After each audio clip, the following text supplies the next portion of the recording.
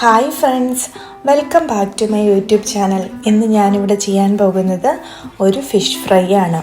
അതെങ്ങനെയാണ് ചെയ്യുന്നത് നോക്കിയാലോ.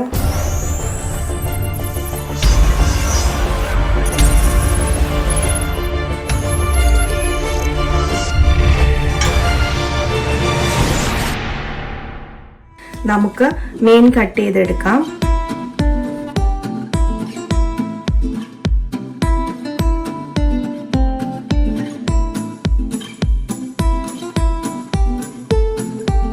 കഷ്ണങ്ങളാക്കി കഴുകിയെടുത്തിട്ടുണ്ട്. ഇതൊരു 300 ഗ്രാം മീനുണ്ട്. പിന്നെ വേണ്ടത് ജിഞ്ചർ ഗാർലിക് പേസ്റ്റ് ആണ്. ഇതൊരു 1.5 table spoon ginger garlic paste. പിന്നെ വേണ്ടത് ഞാനൊരു 3 ചുമന്നുള്ളി ചെറുതായിട്ട് അരിഞ്ഞെടുത്തിട്ടുണ്ട്. പിന്നെ വേണ്ടത് നാരങ്ങ നീരാണ്, അത് 1 ടീസ്പൂൺ.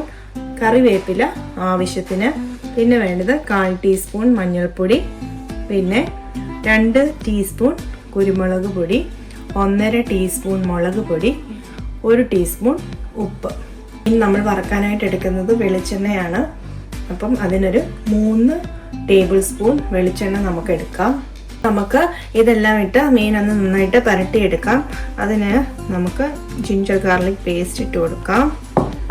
പിന്നെ ഞാൻ ഇട്ട് കൊടുക്കുന്നത് കുരുമുളക് പൊടി, മുളക് പൊടി, മഞ്ഞൾപ്പൊടി, ഉപ്പ്. ഇനി നമുക്ക് നാരങ്ങ നീര് ഒഴിച്ചു കൊടുക്കാം. എന്നിട്ട് കൈകൊണ്ട് നന്നായിട്ട് പരട്ടിയെടുക്കാം. മീനെല്ലാം നമ്മൾ നന്നായിട്ട് പരട്ടിയെടുത്തിട്ടുണ്ട്. ഇനി ഇതൊരു 10 മിനിറ്റ് നമുക്കൊന്ന് റെസ്റ്റ് ചെയ്യാൻ വെക്കാം. അതിനുശേഷം നമുക്ക് വറുത്തെടുക്കാം. പാൻ ചൂടായി കഴിയുമ്പോൾ നമുക്കതിലേക്ക് വെളിച്ചെണ്ണ ഇട്ട് കൊടുക്കാം.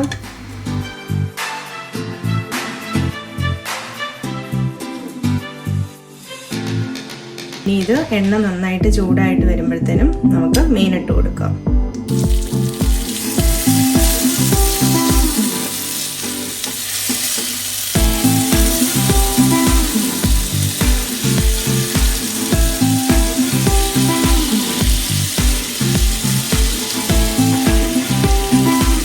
മീനെല്ലാം ഇട്ട് കൊടുത്തിട്ടുണ്ട്. ഇനി നമുക്ക് ആ ഒരു സൈഡ് വേകാൻ വേണ്ടി വെയിറ്റ് ചെയ്യാം. ഒരുപാട് തീ കൂട്ടി വെക്കരുത്.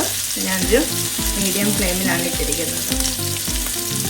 സൈഡ് വെന്തിട്ടുണ്ട്. ഇനി അത് നമുക്ക് തിരിച്ചിട്ട് കൊടുക്കാം.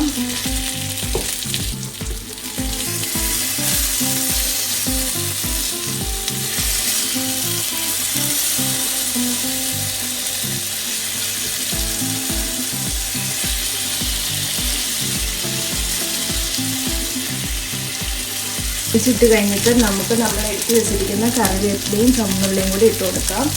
കറിവേപ്പില ഇട്ട് കൊടുക്കാം. ഞാൻ കറിവേപ്പില ചെറുതായിട്ട് അരിഞ്ഞ് വെച്ചിട്ടുണ്ട്.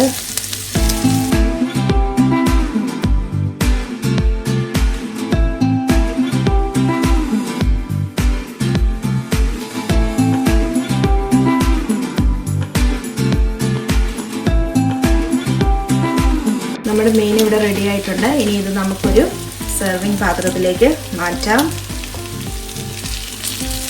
ഫിഷ് ഫ്രൈ ഞാൻ മറ്റൊരു പാത്രത്തിലേക്ക് മാറ്റിയിട്ടുണ്ട്.